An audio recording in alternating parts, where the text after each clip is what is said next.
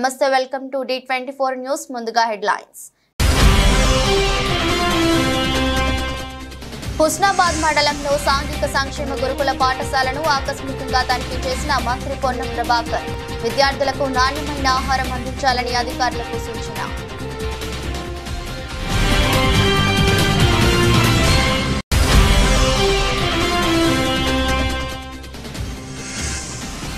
జాతీయ చేనేత దినోత్సవం సందర్భంగా నేతన్నలపై సీఎం చంద్రబాబు వరాల చెల్లు. నెలలో ఒక్కరోజైనా చేనేత వస్త్రాలు ధరించాలని ప్రజలకు పిలుపు.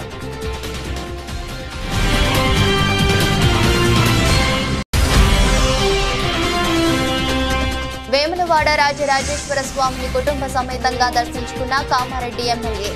స్వామివారికి ప్రత్యేక పూజలు నిర్వహించి మొక్కులు చెల్లించుకున్న వెంకటరమణారెడ్డి.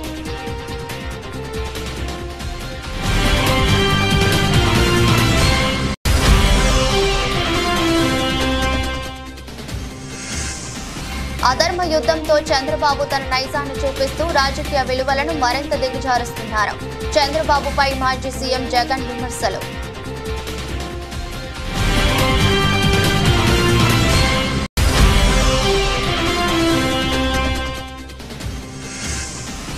భారత్ స్టార్ రెజ్లర్ వినేష్ ఫోగాట్ సంచలన నిర్ణయం. రెజ్లింగ్ కు గుడ్ బై చెప్పిన వినేష్.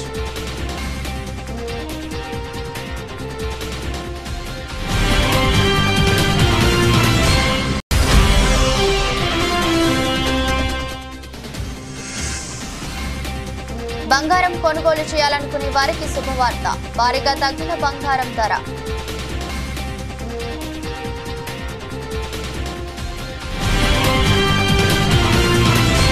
ఖమ్మం జిల్లా కూసుమంచి మండలం పాలేరు వద్ద పాలేరు రిజర్వాయర్ నుండి లెఫ్ట్ మెయిన్ కెనాల్ రెండో జోన్ కు 500 క్యూసెక్కుల సాగునీటిని రాష్ట్ర రెవెన్యూ, హౌసింగ్, సమాచార, పౌర సంబంధాల శాఖల మంత్రి పొంగులేటి శ్రీనివాసరెడ్డి విడుదల చేశారు. ఈ సందర్భంగా మంత్రి మాట్లాడుతూ జిల్లాలో 2 పంటలకు సాగునీరు అందించేందుకు వరుణ దేవుడు సహితం సహకరించాడన్నారు. దేవుళ్లు దీవించినట్టుగా ఇందిరమ్మ రాజ్యంలో పంటలకు సరిపడా నీరు వచ్చిందని చెప్పారు. పాలేరు ఎడమ కాలువ నుంచి విడుదల చేసిన నీరు తెలంగాణలో 2,75,000 ఎకరాల పంట నీరు అందిస్తూనే వివరించారు. ఈ నెల 15 ముఖ్యమంత్రి రేవంత్ రెడ్డి చేతుల మీదుగా సీతారామ ప్రాజెక్టును ప్రారంభించబోతున్నామని మంత్రి శ్రీనివాసరెడ్డి వివరించారు. లెఫ్ట్ కెనాల్ మీద పాలేరు రిజర్వాయర్ నుంచి దిగువకి సుమారు 2,75,000 ఎకరాలు నాగార్జున సాగర్ కింద ఉన్న ఆయకట్టుకి ఇప్పుడే పాలేరు దగ్గర గౌరవ కలెక్టర్ గారు, నేను, చీఫ్ ఇంజనీర్ గారు కృష్ణా నీటిని రిలీజ్ చేయటం జరిగింది. సుమారు 37 మండలాల్లో ఈ 2,75,000 ఎకరాలు తెలంగాణ రాష్ట్రంతో పాటు ఆంధ్రప్రదేశ్లో కూడా సుమారు 1,20,000 ఎకరాలకు ఈ నీరు ఆంధ్రప్రదేశ్ ప్రాంతానికి కూడా వెళ్ళుద్ది. అంటే గతంలో పోయిన సంవత్సరం 2023-24 ఈ సంవత్సరంలో 2 పంటలకి ఆనాడు కృష్ణా బేసిన్కి నీళ్లు రాని కారణం చేత రైతులకి 2 పంటలకి ఆనాడు నీళ్ళు ఇవ్వలేకపోయారు. తదుపరి అంతకుముందు సంవత్సరం కూడా 1 పంటకే నీరు ఇవ్వటం జరిగింది. కృష్ణా పరివాహక ప్రాంతాల్లో సరిగ్గా వర్షాలు లేని కారణంగా, నీళ్లు రాని కారణంగా. అంటే యావత్ తెలంగాణ ప్రజలు ఏదైతే మార్పు కావాలి అని రాజకీయాలతో పాటు వాతావరణంలో కూడా మార్పు కావాలని తెలంగాణ ప్రజల కోరిక మేరకు పైన వానదేవుడు కూడా, తదాస్తు దేవతలు కూడా దీవించబట్టే తెలంగాణ రాష్ట్రంలో ఇందిరమ్మ రాజ్యంలో ఈనాడు సమృద్ధిగా శ్రీశైలంలో కానీ, నాగార్జున సాగర్లో కానీ 2 పంటలకి 2 కాలువలకి, ఇటు లెఫ్ట్ కెనాల్కి అటు రైట్ కెనాల్కి 2 పంటలకి 2 కాలువలకి పుష్కలంగా నీరు ఇవ్వటానికి, పుష్కలంగా పంటలు పండించుకోవడానికి కావలసినంత నీరు ఆ కృష్ణమ్మ తల్లి దయ వల్ల ఈనాడు వచ్చింది. అంటే ప్రజలు దీవించటమే కాదు, ఇందిరమ్మ రాజ్యాన్ని పైనున్న తదాస్తు దేవతలు కూడా చల్లగా దీవిస్తున్నారు అనటానికి నిదర్శనం ఇంతకంటే వేరే మనం చెప్పనవసరం లేదు. చేనేత కార్మికుల ఆరోగ్య భద్రత కోసం బీమా పథకాన్ని వెంటనే అమల్లోకి తెస్తున్నట్టు ముఖ్యమంత్రి చంద్రబాబు ప్రకటించారు. దీనికి 10 కోట్లను విడుదల చేయనున్నట్టు వెల్లడించారు. చేనేతకు భారంగా మారిన జీఎస్టీని ఎత్తివేసేందుకు ప్రయత్నిస్తామని చెప్పారు. సాధ్యపడకపోతే కార్మికులు కట్టే జీఎస్టీ మొత్తాన్ని వారికి తిరిగి చెల్లిస్తామన్నారు. ఇబ్బందులున్నాయని వదిలిపెట్టలేదు. నేను మొదటి రోజునే 5 సంతకాలు పెట్టాను. 5 సంతకాలు కేబినెట్ లో పెట్టి నిర్ణయాలు చేసి అమలు చేశాం. మన పిల్లల ఉద్యోగాల కోసం మెగా డిఎస్సి సంతకం పెట్టాను. 16,347 ఉద్యోగాలు ఇవ్వడానికి ముందుకు పోతున్నాం. ప్రాసెస్ ప్రారంభమైంది. వీలైనంత తొందరలో ఈ ఉద్యోగ నియామకాలు జరుగుతాయని చెప్పి కూడా నేను మీకు తెలియజేస్తున్నా. అదే సమయంలో పేదవాళ్ళకి ఏదైతే ఆ రోజు ఒక మాట చెప్పాను, ప్రతి ఒక్క ఇంటికి పెద్ద కొడుకుగా ఉంటా, మీ బాధ్యత తీసుకుంటానని చెప్పి పింఛన్ 4,000 రూపాయలు ఇస్తానని చెప్పాను. అంతేకాదు ఏప్రిల్ నుంచే ఇస్తా అన్నాను. అందుకే ప్రభుత్వం వచ్చిన మొదటి నెలలో 7,000 రూపాయలు ఇంటికి తీసుకొచ్చి ఇచ్చిన పార్టీ ఎన్డీఏ ప్రభుత్వం, తెలుగుదేశం అని చెప్పి నేను మీకు తెలియజేస్తున్నా. ఇప్పుడు కూడా 4,000 రూపాయలు రెండో నెల కూడా ఇచ్చాం. ఎప్పుడూ ఇస్తాం. 65 లక్షల మందికి దగ్గర నెల 2,737 కోట్ల రూపాయలతో ఈ కార్యక్రమాన్ని ముందుకు తీసుకెళ్తాం. ఇది మీరు చూసి సంవత్సరానికి 33,000 కోట్ల రూపాయలు ఖర్చు పెడుతున్నాం. సిద్దిపేట జిల్లా హుస్నాబాద్ మండలం జిల్లెళ్లగడ్డలోని సాంఘిక సంక్షేమ గురుకుల పాఠశాలను జిల్లా కలెక్టర్ మికిల్నేని మను చౌదరితో కలిసి మంత్రి పొన్నం ప్రభాకర్ ఆకస్మికంగా తనిఖీ చేశారు. ఈ సందర్భంగా విద్యార్థులతో మంత్రి పొన్నం ప్రభాకర్ కాసేపు ముచ్చటించారు. పాఠశాలలో ఉన్న సమస్యలపై ఆరా తీశారు. రెగ్యులర్ గా క్లాసులు జరుగుతున్నాయా, ఉదయం టిఫిన్ ఆహారం ఎలా ఉంటుందని విద్యార్థులను అడిగి తెలుసుకున్నారు. విద్యార్థులకు నాణ్యమైన ఆహారం అందించాలని, నాణ్యత విషయంలో ఎక్కడ రాజీ పడకూడదని తెలిపారు.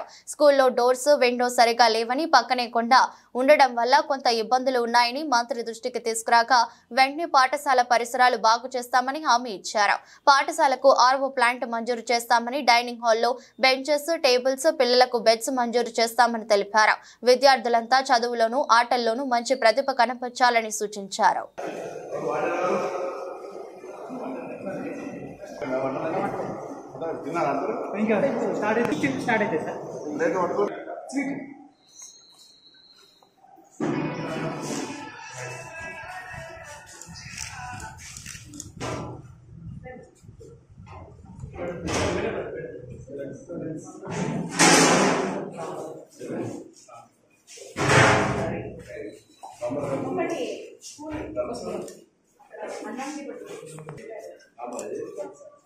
సైడ్ జరగను ఓకే డన్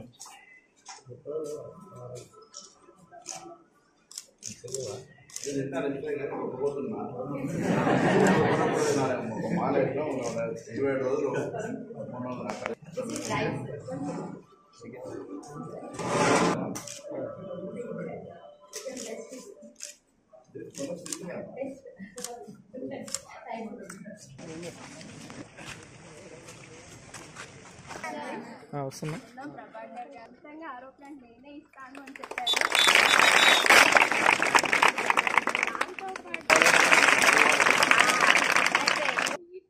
పిల్లలు స్పోర్ట్స్ రెడీ ఇప్పుడు అవార్డు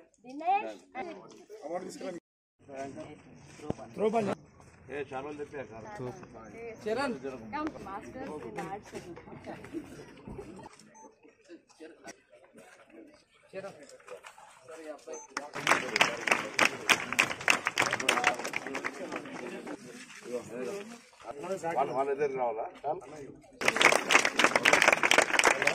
చారో కప్పుకున్న వాళ్ళకు మీరు కూడా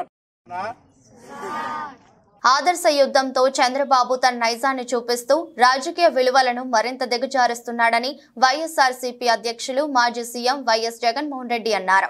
విలువలు, విశ్వసనీయతకు తాను కట్టుబడి ఉన్నానని, కాంగ్రెస్ నుంచి ఆ రోజు తాను అమ్మ మాత్రమే బయటకు వచ్చామని, ఆ పార్టీ నుంచి తనతో వచ్చే వాళ్ళు రాజీనామా చేసి వచ్చారని, విలువలతో రాజకీయం చేశాం కాబట్టే ఇద్దరితో మొదలైన పార్టీ ఇంత పెద్ద స్థాయికి చేరుకుందన్నారు.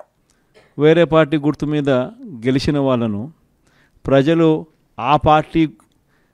వాళ్లకు ఓట్లు వేసింది ఆ పార్టీ గుర్తును చూసి, ఆ పార్టీ పేరు చెప్పి, ఆ పార్టీ గుర్తును చూసి, ఆ పార్టీ తరపున వెళ్ళి ఓట్లు అడిగిన తర్వాత, గెలిచిన తర్వాత అటువంటి వాళ్ళను మనం ముఖ్యమంత్రిగా ఉన్నాం కదా, పోలీసులు మన చేతుల్లో ఉన్నారు, అధికారులు మన చేతుల్లోనే ఉన్నారు, డబ్బులు మన దగ్గర దండిగా ఉన్నాయి కాబట్టి ఆ డబ్బులు మనం ఖర్చు చేసి మనం ఎటువంటి పరిస్థితుల్లో అధర్మంగా అయినా కూడా మనం గెలిచాలి కదా అని ఆలోచన చేసి అదే కార్యక్రమం ముఖ్యమంత్రిగా ఉన్న వ్యక్తిగా మనం చేసి ఉంటే అది ధర్మమేనా? అధర్మంగా యుద్ధం చేసే కార్యక్రమంలో భాగంగా మన పార్టీ తరపు నుంచి ఎవరైతే గెలిచినారో వాళ్ళందరికీ ఫోన్లు చేయడం, లేదా వాళ్ళ దగ్గరికి మనుషులను పంపించడం, నీకు 5 లక్షలు ఇస్తా, నీకు 10 లక్షలు ఇస్తా, వస్తావా అని పిలవడం, అడగడం, ఎంత మటుకు అంటే రాజకీయాలలో విలువలు అనేటివి పూర్తిగా అట్టడుగు స్థానంలోకి తీసుకొని పోయే కార్యక్రమం జరుగుతూ ఉంది. నేనైతే నా జీవితంలో రాజకీయాలు నేను అట్టే చేశా. నేను కాంగ్రెస్ పార్టీ నుంచి బయటకు వచ్చినప్పుడు వెనక్కి తిరిగి చూస్తే నా వెనకాల ఎవరు లేరు. నేను మా అమ్మ ఇద్దరమే బయటకు వచ్చింది. నాతో పాటు కొంతమంది ఎమ్మెల్యేలు వస్తామంటే కూడా నాతో పాటు రావాలనుకున్న ఎవరైనా కూడా రాజీనామా చేసి రావాలా అని చెప్పిన. ఈరోజు అక్కడి నుంచి మొదలు పెడితే కేవలం ఇద్దరం పార్టీ నుంచి బయటకు వచ్చి మొదలు పెడితే ఈరోజు దేవుని దయతో ప్రతి అడుగులోనూ కూడా విలువలతో కూడిన రాజకీయాలే చేశాము, విశ్వసనీయతతో కూడిన రాజకీయాలే చేశామని గర్వంగా తలెత్తుకొని కూడా చెప్పగలుగుతాం. ఎందుకు మొన్న ఎలక్షన్లే 2014 ఎలక్షన్ మీ అందరికీ గుర్తుండే ఉంటుంది. మనం ఓడిపోయాం ఆ ఎలక్షన్. ఓడిపోయేటప్పుడు కూడా నా దగ్గరికి చాలామంది వచ్చినారు, మన వాళ్ళే నా దగ్గరికి కూడా వచ్చినారు. మన మంచి కోసమే చెప్పారు, నా మంచి కోసమే చెప్పారు. అన్న చంద్రబాబు నాయుడు ఇష్టం వచ్చినట్టు అబద్ధాలు ఆడుతూ ఉన్నాడు, రైతులకు రుణమాఫీ అంటూ ఉన్నాడు, మహిళలకు రుణమాఫీ అంటూ ఉన్నాడు, ఇంటింటికి ఉద్యోగం అంటున్నాడు, ఉద్యోగం ఇకపోతే 2000 అంటున్నాడు, ప్రతి ఒక్కరికి 3 సెంట్ల స్థలం అంటూ ఉన్నాడు. ఈయన చంద్రబాబు నాయుడు అంటూ ఉన్నాడన్నా, మనం కూడా అనకపోతే ఎట్టా, మనం కూడా రైతులకు రుణమాఫీ చేయకపోతే చేస్తామని చెప్పకపోతే ఎట్టా, ఫస్ట్ చెప్పేసేయండి నా, మళ్ళీ సంగతి మళ్ళీ చూస్తాము అని నాతో కూడా చెప్పినారు. కానీ చెయ్యలేనిది, జరగనిది చెప్పడానికి మీ జగన్ ఇష్టపడలా. రాష్ట్రంలో ఎంబీబీఎస్, బీడీఎస్ ప్రవేశాలకు సంబంధించి ప్రభుత్వ విడుదల చేసిన జీవో 33 బాధిత విద్యార్థుల తల్లిదండ్రులు బీఆర్ఎస్ ఎమ్మెల్యే హరీష్ రావుతో సమావేశమయ్యారు. ఈ సందర్భంగా ప్రభుత్వ అనాలోచిత నిర్ణయాల వల్ల తమ పిల్లలు వైద్య విద్య చదివే అవకాశాలు కోల్పోతున్నట్లు హైదరాబాద్, వరంగల్, ఖమ్మం జిల్లాకు చెందిన పేరెంట్స్ ఆందోళన వ్యక్తం చేశారు. 4 ఏండ్ల నిబంధనల వల్ల తెలంగాణలో పుట్టిన పిల్లలు తెలంగాణలో స్థానికేతరులు కావడం బాధగా ఉందని పోయారు. ప్రభుత్వ నిర్ణయం వల్ల స్వరాష్ట్రంలో తెలంగాణ బిడ్డలు ఎంబీబీఎస్, బీడీఎస్ చదివే అవకాశం కోల్పోతున్నారని ఆగ్రహం వ్యక్తం చేశారు. తమకు న్యాయం జరిగేలా చూడాలని, ప్రభుత్వంపై ఒత్తిడి తీసుకురావాలని కోరారు. తెలంగాణ విద్యార్థులకు తీవ్ర నష్టం చేసే 33 జీవోపై పోరాటం చేస్తామని హరీష్ రావు వారికి హామీ ఇచ్చారు. విద్యార్థుల భవిష్యత్ దృష్ట్యా న్యాయ పోరాటానికై సైతం వెనకాడబోమని స్పష్టం చేశారు. తల్లిదండ్రులు, విద్యార్థులు ఆందోళన చెందవద్దని, ఈ విషయంలో బీఆర్ఎస్ పార్టీ అండగా ఉంటుందని భరోసానిచ్చారు. ప్రభుత్వం ఇప్పటికైనా స్పందించి తెలంగాణ పిల్లలకు అడ్మిషన్ల కోసం స్థానికతను నిర్ధారించడానికి కొత్త విధానం రూపొందించాలన్నారు. ప్రభుత్వ ప్రధాన కార్యదర్శి ఇతర ఉన్నతాధికారులతో ఒక హై లెవెల్ కమిటీ వేయాలని డిమాండ్ చేశారు. తెలంగాణ విద్యార్థులకు అడ్మిషన్స్ విషయంలో అన్యాయం జరగకుండా చూడాలన్నారు. మేడ్చల్ మండలంలో రావల్కోల్ గ్రామంలో గంగపుత్ర సంఘం భవనాన్ని మాజీ మంత్రి మేడ్చల్ ఎమ్మెల్యే చామకూర మల్లారెడ్డి ప్రారంభించారు. ఈ సందర్భంగా మల్లారెడ్డి మాట్లాడుతూ, ఒకప్పుడు రావల్కోల్ గ్రామం అంటే దుమ్ము ధూళితో గ్రామ ప్రజలందరూ ఇబ్బందులు పడేవారని, నేను మంత్రిగా ఉన్నప్పుడు గ్రామంలో సీసీ రోడ్లు వేయించడం జరిగిందన్నారు. గంగపుత్ర సంఘం భవనాన్ని ప్రారంభించుకోవడం చాలా సంతోషంగా ఉందన్నారు. నా కంఠంలో ప్రాణం ఉన్నంత వరకు ప్రజలకు సేవ చేస్తూనే ఉంటానన్నారు. భగవంతుడు నాకు అన్ని ఇచ్చాడని, ఆ భగవంతుడి దయతో ఎప్పుడు ప్రజలకు అందుబాటులో ఉంటూ సేవ చేస్తానన్నారు. గ్రామంలో పెద్ద ఎత్తున గంగపుత్ర సంఘం భవన్, గంగపుత్ర సోదరులకు అందరూ కూడా, మా అక్కలకు, మా అన్నలకు, మా చెల్లెళ్లకు, మా తమ్ముళ్లకు, మా మాజీ సర్పంచ్కు, మాజీ వైస్ ఎంపీపీకి, మా పార్టీ ప్రెసిడెంట్లకు, మా యూత్ నాయకునికి, మా ప్రభాకర్కు అందరికీ కూడా ధన్యవాదాలు, శుభాకాంక్షలు. పెద్ద ఎత్తున ఇలా గంగపుత్ర సంఘం అంటే ఈ ఊరికి నాకు చాలా సంతోషం అనిపించింది. నేను మంత్రి ఉన్నప్పుడు మా అక్కలకు మట్టి అంటొద్దని చెప్పి ప్రతి రోడ్డు నా సొంతం పైసలతో నేర్పించాను. అదే మాదిరిగా ప్రతి గుడి కూడా ఇలా యాదవులది కానీ, యాదవుల ఈ గుడి కానీ మన గౌడ్స్ గుడి కానీ ఇంకా ఎవరిదైనా ఏ సంఘందైనా సరే నా సొంతం డబ్బులు ఇచ్చి నేను వాళ్ళకు కొద్దిగా సహాయం చేసి వాళ్ళు కొద్దిగా డబ్బులు వేసుకొని ఇలా ఇవన్నీ కూడా కంప్లీట్ చేసుకున్నందుకు చాలా సంతోషం అనిపిస్తుంది. అదే మాదిరిగా కూడా మా అక్కలు మా తమ్ముడు మాకు ఇంత మంచి రోడ్లు వేపించిండు, గుడ్లు కట్టించిండు, కుల సంఘాలు కట్టించిండు. మేము ఆయనకు ఓటుకొని మనం ఆయన రుణం తీర్చుకోవాలని చెప్పి మా అక్కలందరూ కూడా నాకు ఓటేసి మళ్ళీసారి గెలిపించినందుకు వాళ్ళందరూ కూడా పాదాభినందనలు. ఎప్పటికీ నా గొంతుల ప్రాణం ఉన్నంత వరకు నేను ప్రజలకు సేవ చేస్తూనే ఉంటా. అన్ని రకాలుగా రాజన్న సిరిసిల్ల జిల్లా వేములవాడ రాజరాజేశ్వర స్వామిని కామారెడ్డి ఎమ్మెల్యే వెంకటరమణారెడ్డి కుటుంబ సమేతంగా దర్శించుకున్నారు. అనంతరం స్వామివారికి ప్రత్యేక పూజలు నిర్వహించి కోడ మొక్కలు చెల్లించుకున్నారు. నాగిరెడ్డి మండపంలో ఆలయ అర్చకులు వెంకటరమణారెడ్డి దంపతులకు వేదోక్తాశీర్వచనంలో అందజేశారు. ఆలయ పర్యవేక్షకులు బి తిరుపతిరావు వారికి శేషవస్త్రం కప్పి స్వామివారి లడ్డు ప్రసాదాన్ని అందజేశారు. వారి వెంట బీజేపీ జిల్లా అధ్యక్షుడు తదితరులు ఉన్నారు. వికారాబాద్ జిల్లా కోస్గి పట్టణంలోని పంచాక్షరి ఫంక్షన్ హాల్లో ఈ నెల 17న పోలీస్ శాఖ ఆధ్వర్యంలో మెగా జాబ్ మేళా ఏర్పాటు చేసినట్లు ఎస్పీ యోగేష్ గౌతమ్ తెలిపారు. జాబ్ మేళాకు సంబంధించిన వాల్ పోస్టర్ ను ఎస్పీ కార్యాలయంలో విడుదల చేశారు. సుమారు 50 కంపెనీలు జాబ్ మేళాలో పాల్గొంటాయని, నిరుద్యోగులు ఈ అవకాశాన్ని సద్వినియోగం చేసుకోవాలని కోరుతున్నారు. నారాయణపేట జిల్లా కోస్గి మండల్లో మనం ఒకటి పెద్ద మెగా జాబ్ మేళా ఏర్పాటు చేస్తున్నాం. ఈ జాబ్ మేళాలో కనీసం 50+ కంపెనీస్ విత్ మోర్ దెన్ 1000 వేకెన్సీస్తో పాటు వస్తున్నది. ఇక్కడ ఉన్న నారాయణపేట్, వికారాబాద్, మహబూబ్నగర్ ఉన్న అందరి యువకాల నుంచి కోరేది ఏంటంటే మీరు ఈ జాబ్ మేళాకి మీరు ఉపయోగించండి. ఒకటి క్యూఆర్ కోడ్ ఉన్నది. ఆ క్యూఆర్ కోడ్లో మీరు రిజిస్టర్ చేస్తే మీరు బేసిక్ డీటెయిల్స్ ఇన్ఫర్మేషన్ పెడితే మాకు ఇన్ఫర్మేషన్ వస్తుంది. దాన్ని బట్టి మనం ప్లాన్ చేస్తున్నాం. ఈ జాబ్ మేళా నారాయణపేట జిల్లా కోస్గి మండల్లో Panchakshari function hall 9 AM onwards 17th August 2024కి మనం ప్లాన్ చేస్తున్నాం. మీరందరూ ఆ రోజు డైరెక్ట్లీ మీ క్వాలిఫికేషన్, మీ basic details and qualification certificates అవన్నీ తీసుకువస్తే ఆ రోజే ఇంటర్వ్యూ అయ్యి మనం ఇమీడియట్లీ అపాయింట్మెంట్ లెటర్ కూడా ఇప్పిస్తాం. సో మీ అందరూ యువకాలు ఈ నారాయణపేట డిస్ట్రిక్ట్ పోలీస్ తరఫు నుంచి కమ్యూనిటీ పోలీసింగ్ కింద ఒక ఇనిషియేటివ్ మీరందరూ ఉపయోగించండి. భారీ మాత్రలో వచ్చేసి ఈ జాబ్ మేళా అనేది మీరు ఉపయోగించండి. Thank you. మాజీ ముఖ్యమంత్రి జగన్ భద్రతా అంశంపై వైసీపీ నేత అంబటి రాంబాబు మీడియా సమావేశం నిర్వహించారు. అవసరమైనప్పుడు భద్రత పెంచాల్సిన బాధ్యత ప్రభుత్వంపై ఉంటుందని అంబటి రాంబాబు తెలిపారు. కానీ ఇవాళ అందుకు విరుద్ధమైన పరిస్థితులు కనిపిస్తున్నాయని, జగన్ అధికారం నుంచి దిగిపోయాక ఆయనపై కక్ష కట్టినట్టు వ్యవహరిస్తున్నారని ధ్వజమెత్తారు. ఎస్ఆర్సీ నివేదిక రాకముందే జగన్ సెక్యూరిటీని ఉపసంహరించుకున్నారని అంబటి రాంబాబు ఆరోపించారు. జగన్ నివాసం గేటు వద్ద ఉన్న సెక్యూరిటీని తీసేశారని, ఆ రోడ్డులోకి విచ్చలవిడిగా అందరినీ అనుమతించారని వివరించారు. కూటమి కార్యకర్తలను పంపించి ఆ గేటు వద్ద గొడవలు చేయించారని, అబాసుపాలు చేసేందుకు అన్యాయంగా ప్రయత్నించారని అంబటి రాంబాబు పేర్కొన్నారు. ఆయనను పలుచన చేసేందుకు ఇవన్నీ మీడియాలో ప్రసారం చేశారని వెల్లడించారు. భద్రతని పెంచవలసినటువంటి అవసరం ఉంటుంది. అవసరమైనప్పుడు ఇవాళ నేను చూస్తున్నా, మీరు కూడా తెలుసు, జగన్మోహన్ రెడ్డి గారు రాజీనామా చేయగానే ఎస్ఆర్సీ రిపోర్టు రాకోకుండానే, సెక్యూరిటీ రివిజన్ కమిటీ రిపోర్టు రాకోకుండానే జగన్మోహన్ రెడ్డి గారి దగ్గర ఉన్నటువంటి సెక్యూరిటీని విత్డ్రా చేసుకున్నారు. ఇదే ఆయన గేటు దగ్గర ఉన్న సెక్యూరిటీని తీసేశారు. ఈ రోడ్లోకి అందరినీ ఎలవ్ చేశారు. విచ్చలవిడిగా తెలుగుదేశం కార్యకర్తల్ని, కూటమి కార్యకర్తల్ని ఇక్కడికి పంపించారు. పంపించి ఈ గేటు దగ్గర గొడవలు చేయించారు. అపాస్పాలు చేయాలనే ప్రయత్నం చేశారు.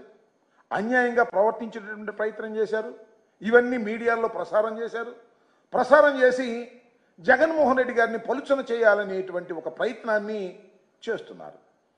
మీరు చూసే ఉంటారు, జగన్మోహన్ రెడ్డి గారి ఈ ఓటమి పాలైన తర్వాత ఇప్పుడు ప్రజెంట్ స్పీకర్ గారి దగ్గర ఒక ఆయన మాట్లాడుతూ ఉన్నాడు. జగన్మోహన్ రెడ్డి గారు ఓడిపోయాడు కానీ చచ్చిపోలేదు, చచ్చిపోతే తప్ప ఈ పార్టీ ఆ పార్టీ నాశనం కాదు అనేటువంటి మాట మాట్లాడిన తర్వాత మళ్ళా మీరు సెక్యూరిటీని తగ్గించేటటువంటి ప్రయత్నం చేస్తున్న తర్వాత ఆయన భద్రతను గాలికి వదిలేసి ఏదో ఒక విధంగా ఆయనకి ప్రమాదంలోకి నెట్టివేయాలనేటువంటి ప్రయత్నం మీరు చేస్తున్నట్టుగా చాలా స్పష్టంగా అర్థమవుతున్నటువంటి అంశమని ఈ సందర్భంగా నేను చెప్పదలుచుకున్నాను.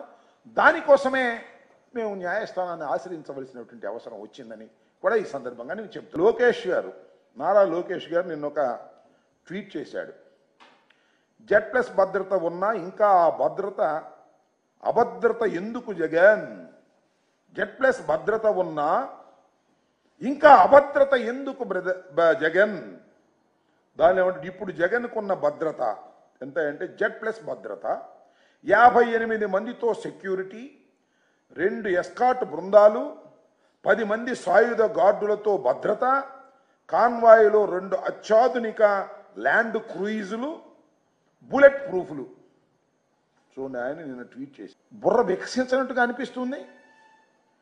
నిక్కర్లేసుకుని గోలీకాయలు ఆడుకునే పద్ధతుల్లో మీరు మాట్లాడుతున్నారు. ల్యాండ్ క్రూయిజులు ఉన్నాయా? చూపించాయా బాబు, నాకు తెలియకూడదు. లోకేష్ గారు, కామారెడ్డి జిల్లాలో సైబర్ నేరగాళ్లు రెచ్చిపోతున్నారు.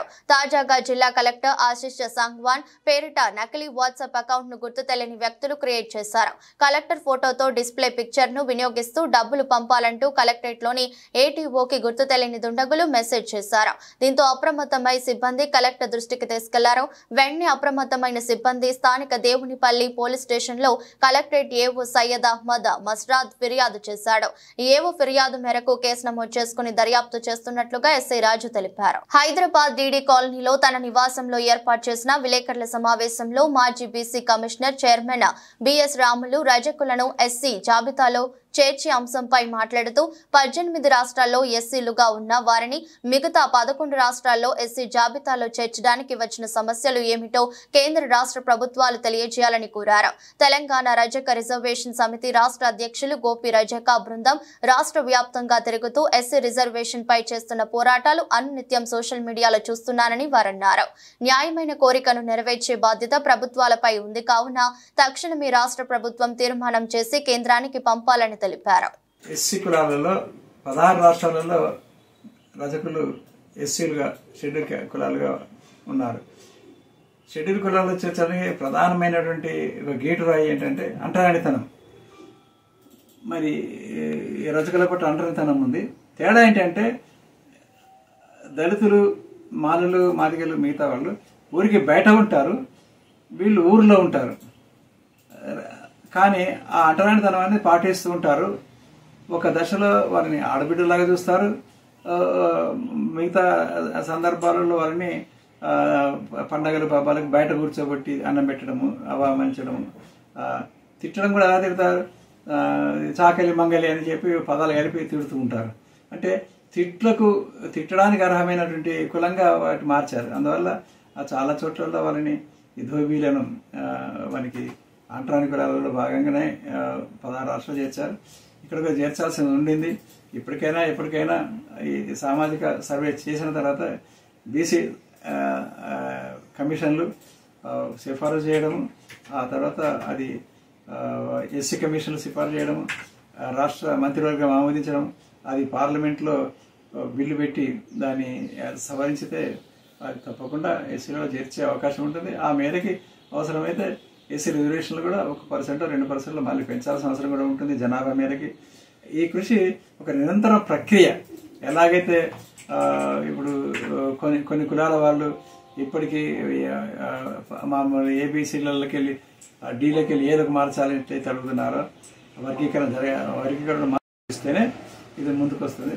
ఏమైనప్పటికీ సమాజంలో రజక మహిళలు చేసిన సేవ అపారమైనది.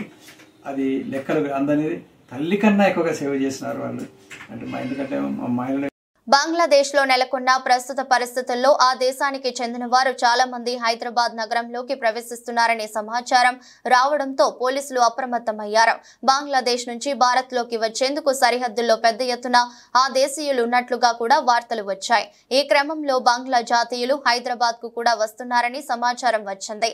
దీంతో పోలీసులు బాలాపూర్, కాటేదాన్, మైలార్దేవ్పల్లి, పహాడి షరీఫ్, ఫలక్నామా తదితర ప్రాంతాల్లో బుధవారం ముమ్మరంగా తనిఖీలు నిర్వహించారు. కొంతమంది అనుమానితులను కూడా అదుపులోకి తీసుకున్నారు. గతంలో రోహింగ్యాలు బంగ్లాదేశ్ కు చెందిన వారు పెద్ద ఎత్తున నగరానికి వచ్చి చిరు వ్యాపారులుగా, పరిశ్రమలు, భవన కార్మికులుగా పనిచేస్తున్నారు.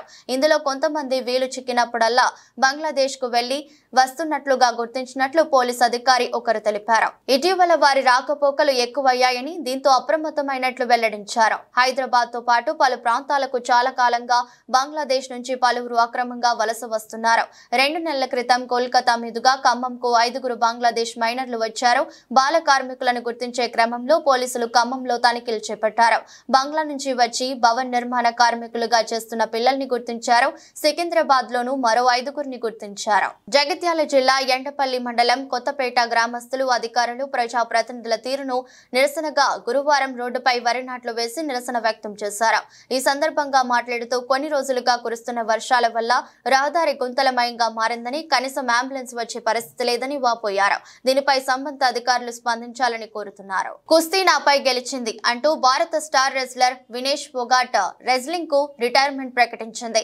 కుస్తీ నాపై గెలిచింది, నేను ఓడిపోయాను, నన్ను క్షమించు, మీ కళ, నా ధైర్యం విచ్ఛిన్నమయ్యాయి, నాకు ఇంకా పోరాడే బలం లేదు, మీ అందరికీ రుణపడి ఉంటాను అని ఎక్స్ వేదికగా తన నిర్ణయాన్ని ప్రకటించింది. ఆమె నిర్ణయం ప్రతి ఒక్కరికి షాక్ గురి చేసింది. అద్వితీయ ప్రదర్శనతో ప్యారిస్ ఒలింపిక్స్ రెజ్లింగ్ ఫైనల్లోకి దూసుకెళ్లి ఆ ఘనత సాధించిన తొలి భారత రెజ్లర్ గా చరిత్ర సృష్టించిన వినేష్ ఫోగాట్ దేశానికి మరో పతకం ఖరారు చేసిందని భారత్ సంబరాలు చేసుకుంటుండగానే చేదు వార్త వినాల్సి వచ్చింది.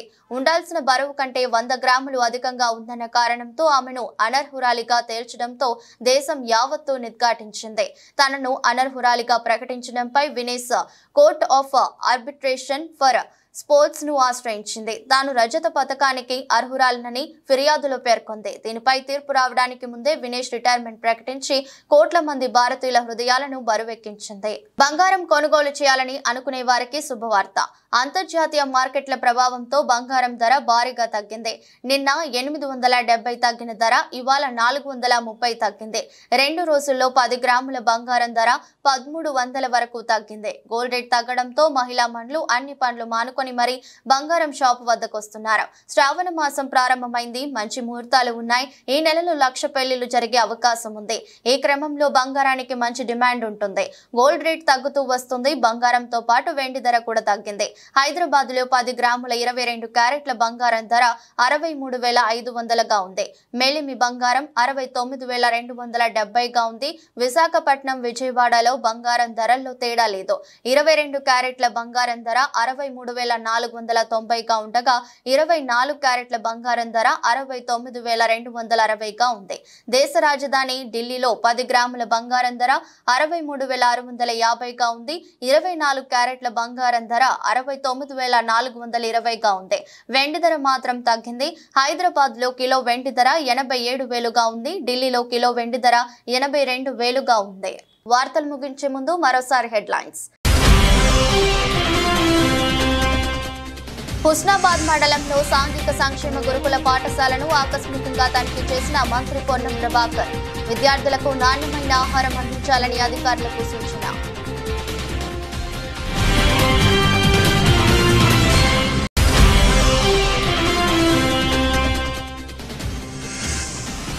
జాతీయ చేనేత దినోత్సవం సందర్భంగా నేతన్నలపై సీఎం చంద్రబాబు వరాల చెల్లు. నెలలో ఒక్కరోజైనా చేనేత వస్త్రాలు ధరించాలని ప్రజలకు పిలుపు.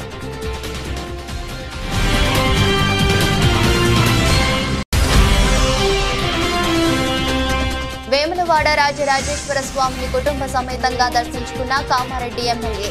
స్వామివారికి ప్రత్యేక పూజలు నిర్వహించి మొక్కులు చెల్లించుకున్న వెంకటరమణారెడ్డి.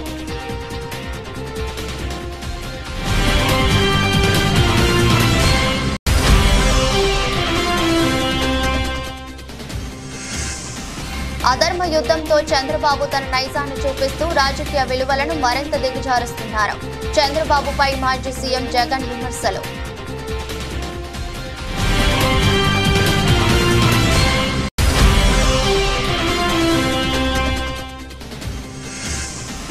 భారత్ స్టార్ రెజ్లర్ వినేష్ ఫోగాట్ సంచలన నిర్ణయం.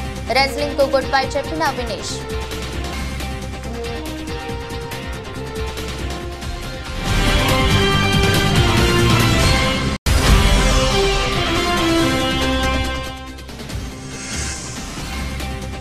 బంగారం కొనుగోలు చేయాలనుకునే వారికి శుభవార్త, భారీగా తగ్గిన బంగారం ధర.